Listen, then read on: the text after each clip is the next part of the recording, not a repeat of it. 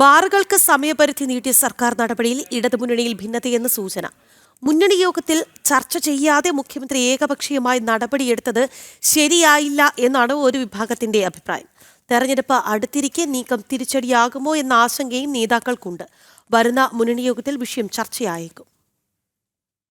ജനുവരി 29-ാം തീയതിയാണ് എക്സൈസ് മന്ത്രിയുടെ ഓഫീസിൽ ഫയലുകൾ എത്തുന്നത്. അന്ന് തന്നെ മന്ത്രി മുഖ്യമന്ത്രിക്ക് ഫയൽ കൈമാറി.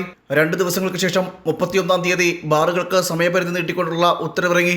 അതായത് ശരവേഗത്തിലാണ് നീക്കങ്ങൾ നടന്നത്. മന്ത്രിസഭാ യോഗത്തിലോ ഇടതുമുന്നണി യോഗത്തിലോ ആലോചിക്കാതെയാണ് നീക്കങ്ങൾ നടന്നത്. ആരെയും അറിയിക്കാതെ മുഖ്യമന്ത്രി ഏകപക്ഷീയമായി നടത്തിയ നീക്കത്തിലാണ് മുന്നണിയിൽ അതൃപ്തി.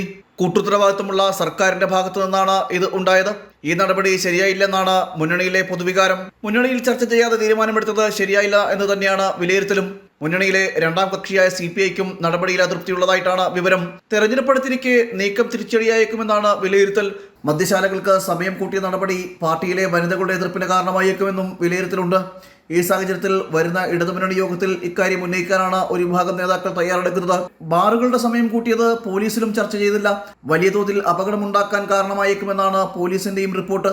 ബാറുകളുടെ സമയപരിധി വർദ്ധിപ്പിക്കണമെന്ന ബാർ ഓണേഴ്സിന്റെ കാലങ്ങളായ ആവശ്യമാണ് യാതൊരു കൂടിയാലോചനയും കൂടാതെ മുഖ്യമന്ത്രി ഒറ്റയ്ക്ക് നടത്തിക്കൊടുത്തത്. ഇതിനു പിന്നിൽ സാമ്പത്തിക ഇടപാടുകൾ നടന്നിട്ടുണ്ടോ എന്ന സംശയവും ഉയരുന്നുണ്ട്. ജനം, തിരുവനന്തപുരം.